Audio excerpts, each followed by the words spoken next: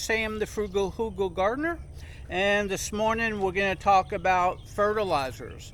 Now, y'all know that I like staying 100% organic if I could, so let's say 99.9%. I use Mexican sunflower to make my compost tea and chop and drop, and I also have Comfrey Bakken 14, which I utilize.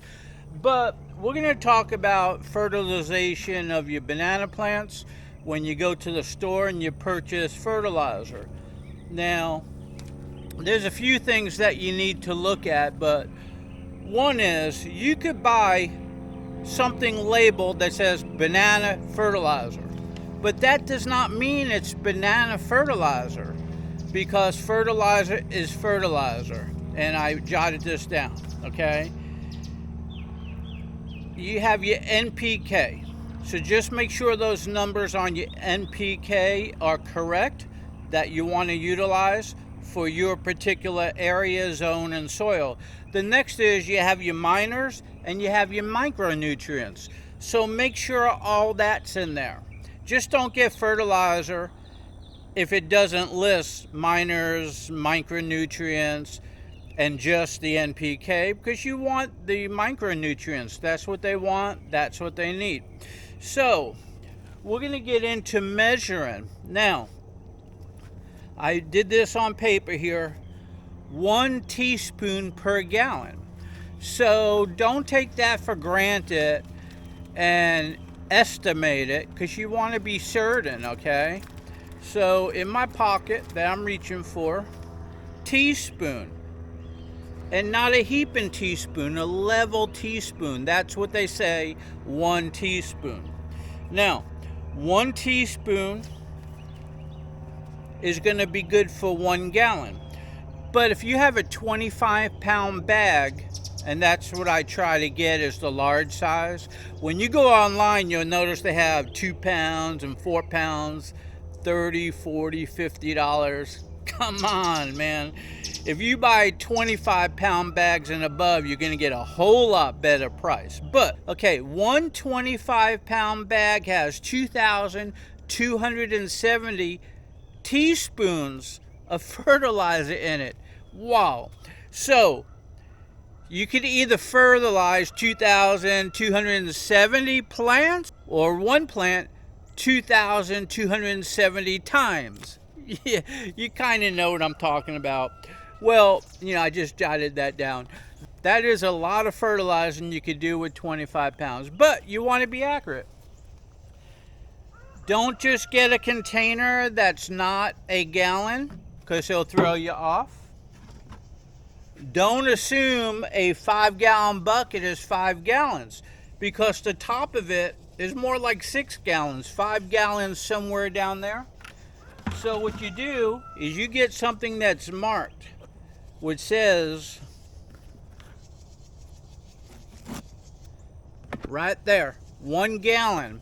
And then you know when you fill this up, it's going to be a gallon.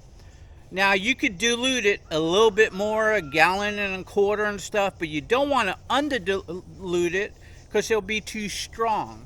So, if you just want to take 5 gallons bucket, you put 5 of these in there, and you put 5 in these in there, and you go fertilize 5 plants. But let's just say you're working on 1 gallon.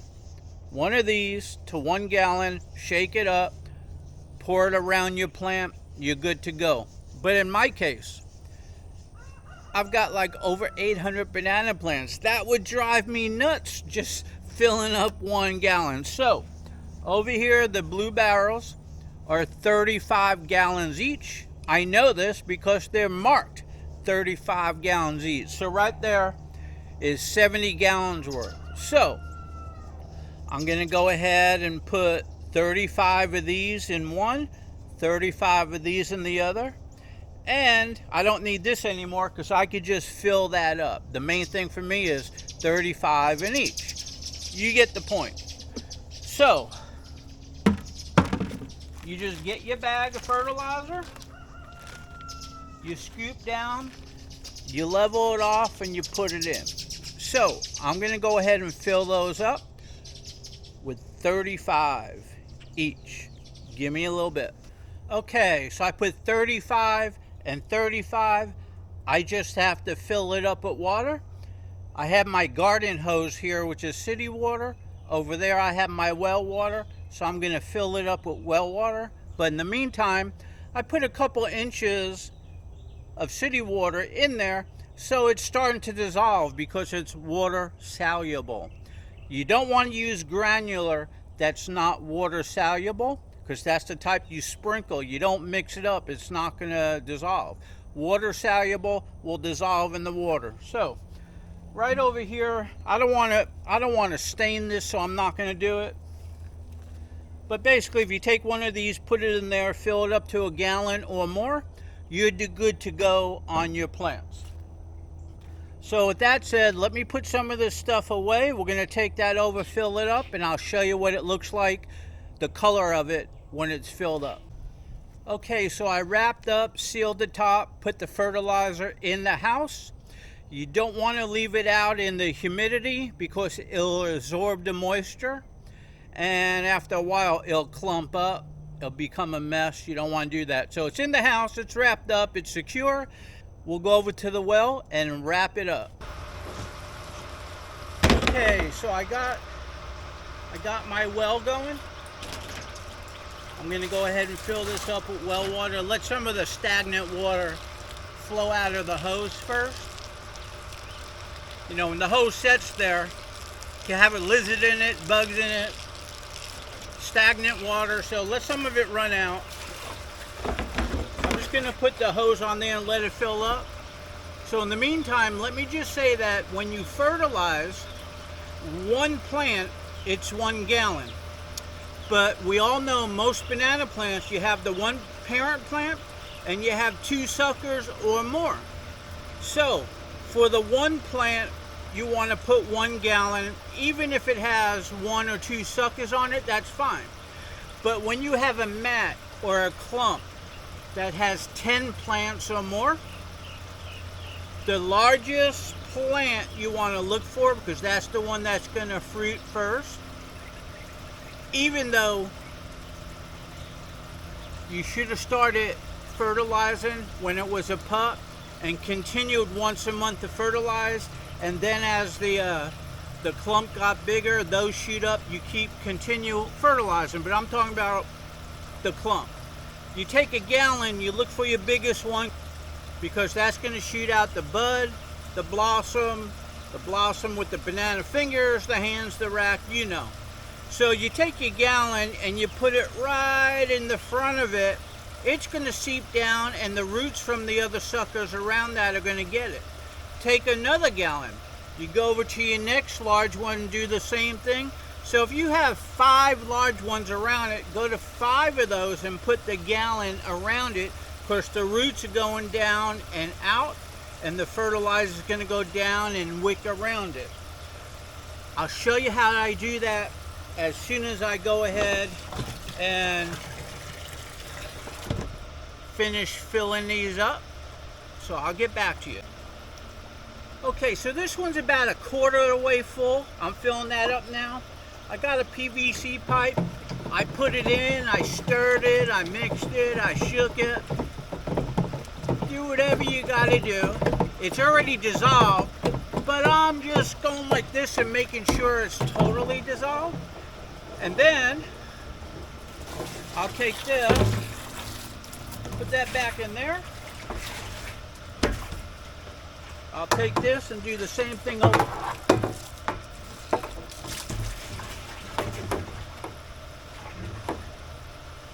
Sometimes that hose will get me and I get soaked. But for right now, let me do the same thing here, stir it all up. But I can see down in there, it's all dissolved. But this will just get the action going. And don't forget, when you put water in, put that fertilizer in first, because when the water goes down in there, it's agitating it, it's moving the water around, and that's mixing it. Sort of like when you do your coffee. Put your creamer, powder creamer, put your sugar, if you use sugar, then pour your coffee. because when it goes in, it creates a little cyclone down there and mixes it up, and then you don't have to stir it with a spoon. Same thing over here. Okay, I got a lot of filling to do. I'll get back to you. Okay, so this one is full, that one is full. I got it a little bit from the top because when the tractor moves, it sloshes around. I put these tops on, and that really helps with the overflow sloshing.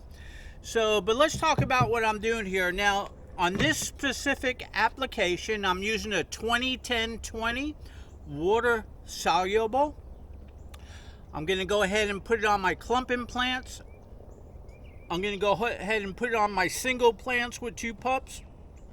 And I have a lot of suckers that I separated and I put in pots. I let them establish a little roots in there. Now I'm going to put some of this on there, and I'll show you how I do that. Obviously, you're not going to put a whole gallon on it, but they need some nutrients as well. So with that said, let me go ahead with the tractor. We'll take this over there, and we'll go ahead and start fertilizer. Now, a lot of people talk about, and you're going to see in a second, you're going to see that a lot of people talk about one banana plant will go ahead and have the bud, have the blossoms, have the fingers, have the hands, have the rack, and that's fine in that little space. But when you do a little circle or a clump, which all of mine are, you'll have 5 or more fruiting banana plants in that little space at one time. And the racks are generally about the same size. It depends how your beds are, how your compost is, how the weather is, how much water they got, how much fertilizer they got. All that comes into play. But people will also tell you, do not separate a pup if you have a bud or it's fruiting, because you're going to damage the roots. It's going to go ahead and not be the same. Well, I set out to prove that wrong, just like clumps. It may work like that some of the time, but what I found is you could separate them if you surgically do it. Just don't dig down with a shovel and take all the roots off of that whole side of the plant. Just really delicately cut it, remove it. The only roots that should come out are the roots that are on that corm, on that sucker, and you should not really affect all the roots that are on that mat. Now, with that said, that sucker itself is feeding off of the mat, so possibly that's taking energy away from that plant. So there's 2 ways to look at it. I looked it up online, and besides what people post, I was looking for studies on it, and relatively they say it doesn't matter as far as crop. But where it does matter is when you cut it, that's an open wound. Put some fungicide on it, because you don't want a fungus to get in there. That's what could ruin that plant or the fruit, not the separation of it. That's my opinion. I haven't seen any problems with it, but I have seen problems with not cleaning your tools and a fungus. If you just cut a corm and you put it in a pot without fungicide, the odds are it's going to be okay most of the time, but 1 out of 10 maybe or more, you might get one that gets a corm rot and it doesn't grow. So pay attention to the fungicide, and I got videos on that below, more so than anything else. So hey, let's go over there and do a little fertilizing. Okay, so we're going to fertilize this clump. It's got probably about 5 or 6 nice racks on it. So let's talk about racks for something. People online always comment when somebody posts a rack that's small, and they don't have any consideration for whether they're up south, South Florida, or whether they're in North Florida or Central Florida or somewhere north in the United States, which is a different story. Now, the further Florida is the banana growing capital of the U.S., okay? Now, well, Hawaii and Texas, they also grow, but Florida is bigger, a lot more banana growers. If you go down south, Margate, Miami, and places like that, they basically have summer all year long. They don't get hit with a hard freeze like I do here and people up north. So, a smaller rack, when somebody posts it, and that's the best rack they ever got, give them a break, because they're trying their best for the zone that they're in. Remember that. People down south, they don't get hit with those hard freezes, so their bananas ripen, 12 months out of the year they could harvest. Now, over here where I am, I have a growing season, and then I have a cooler period, and we have a hard frost. And any hard frost gets those buds, gets the blossoms, and you might as well cut that down and let a new one replace it. So I just wanted to say that. But now, to increase the odds of getting a larger rack, no matter where you are, this is where fertilizer comes into play. You don't want to starve the banana plant. Banana plants need a lot of water. Like, they need water all the time. Not soggy wet, but like a sponge dampness. They just need water. They want to suck it down daily, so give it to them. Now, nutrients. They're heavy on fertilizer and nutrients because they shoot it. First off, a lot of people, even nurseries, say banana tree. There is no such thing. It's a banana plant. It shoots up and grows very rapidly, and it needs nutrients to do that. Then it shoots out the bud shoots out the blossoms, the female blossoms turn into bananas, the male blossoms just stay there and fall off, and I'll tell you why I leave mine on 90% of the time. And when the fingers and the hands turn into a rack, all that needs energy. Now, as far as cutting off the bud, you'll hear people swear by cut it off because it takes up energy. But you know what?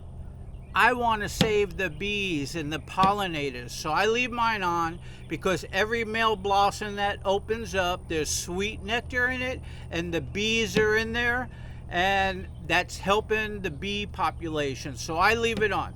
Now, the real scientific study says it does not, the bud itself does not rob nutrients or energy from the banana rack. That's a study. It's not just somebody posting saying, cut it. Look at the studies. That's what I do. I look at studies before I speak about fertilizer, about growing, and so forth. You're always going to get a small plant that's a dwarf like this. But as you can see, a lot of my dwarfs, as we go around, and I got 100% dwarfs, some of them are up 15 feet with the fruit up there, is because when that first dwarf comes out and then you get the suckers come out, they tend to get taller. That's just the character.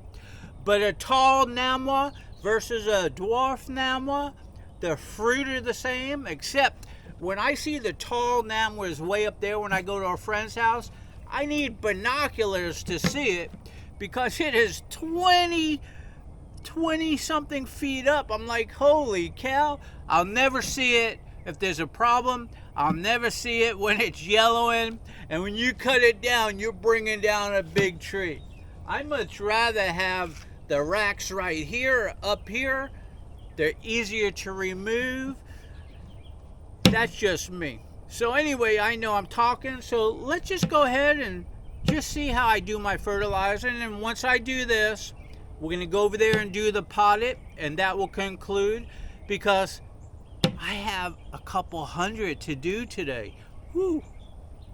It's a lot of work. I'm glad it's a little overcast first thing in the morning, so let's get at it.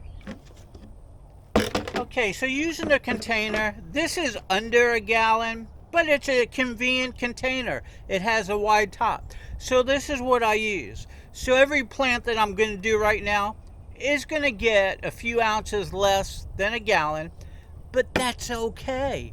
Just keep up your fertilizing. But all I do is scoop it up, and you can see it's a nice blue color. And I take it, and I'll show you a close-up, and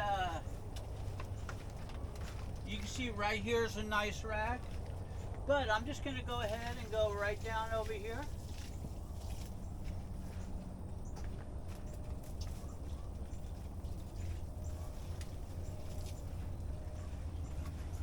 So what I did is I did a half moon around the parent plant that's got a rack on it. So I went from this side to that side. There's some pups there, so I got it all. So now I'm going to go ahead and do the rest, and I'll be back to you. And over here, I'm going to get some close-ups, I promise you. Okay, I'm going to show you the racks I just did. So then I'm going to set it up where you can see a close-up of everything I'm doing over there. So let's see. Okay, so right over here, I went ahead, you can see this rack right here. It's a Grand Name. And right down there, you can see what the bottom looks like. I did some separating, but I have some different racks growing on it. And you can see that they're held up by PVC pipes. They're supported good. This one has a butt on it, and this one don't. That's because when the hurricane came, I cut it off. Or I may have cut it off just to feed my chickens, but most of the buds are on. Now coming around this way, here's another rack, and you can tell it's a nice rack. And I separated some pups and I fertilized over there. And over here, I didn't prop this one up yet, but here's another rack coming in right now. It's looking good. So I got down below, and I went ahead and fertilized down there. Okay, so we just had a lot of rain, and this area here got a little flooded. The water went down. So some of my leaves are yellowing, and that's why I'm fertilizing. It's going to go ahead and pull in all nutrients. I'm going to cut off those yellow leaves, and everything is going to be great. So let's come over here. Okay, so here's a nice dwarf Cavendish banana rack. There's 1, 2, 3, 4, 5. I think there's 5 or 6 around this one. So this is what I'm going to do. Okay, so this is full, and you can see there's some pups coming in. I separated pups, but look, there's more coming in. And I separated them when this rack was growing, and more pups are coming in. So here's the parent plant. So I'm going to get over here.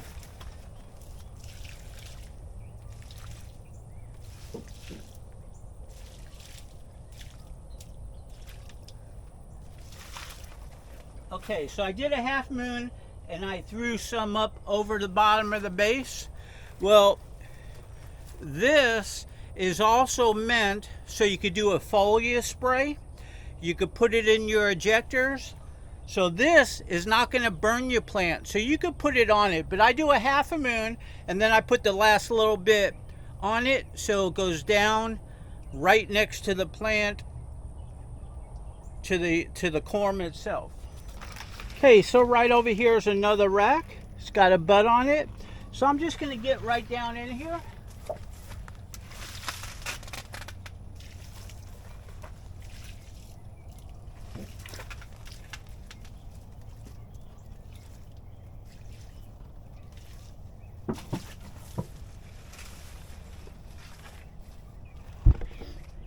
Okay, so I fertilized that. There's an ant mound coming in that I got to take care of.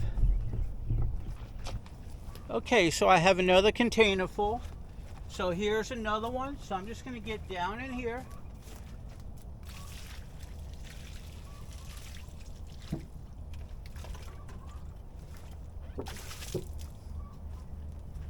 So I did the same thing, half a moon, threw the last little bit on. But here's the rack. You notice all the racks are about the same. Now, Right over here is a rack, and there's a rack. So let me get one of these full. Okay, so same thing. I have this full. Now I'm going to go ahead and capture this parent plant and that parent plant.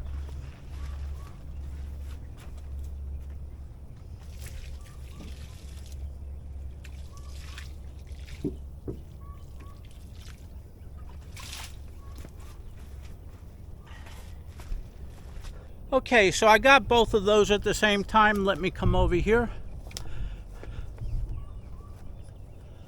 Okay, so you see on this clump itself, on this mat, what did I have? 5 nice racks. So they're getting fertilizer. So it's really difficult to do this with the camera. It cuts down my work time. So we're done with this. Let's go over there to the pots. I'll show you how I do the pots and wrap it up. Okay, so over here I have a whole bunch of pups that I separated. I'm letting them root, and in the spring I'm going to plant them. So relatively, I just take this and I go over to whatever pot. They're on separate pallets over here, and I just go ahead.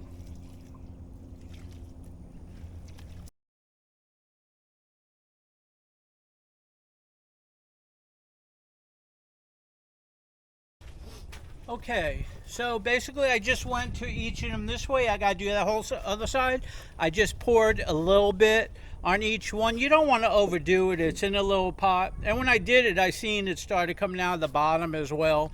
So get a good fertilizer that's water soluble, that does not burn your plants. And the way you know it won't burn your plants is if you could use it as a foliar spray as well. And you could use it in your drip irrigation as well. And it should say it in the fine print that it's not going to burn your plant. So, okay. So, hey, I'm Sam, the Frugal Hugel Gardener. I hope you enjoyed my little video on how I go around and fertilize my banana plants. If you want to get in on a discussion and learn more about fertilizing and talk with a lot of other people, including myself, come on over to my Facebook Banana Lovers group.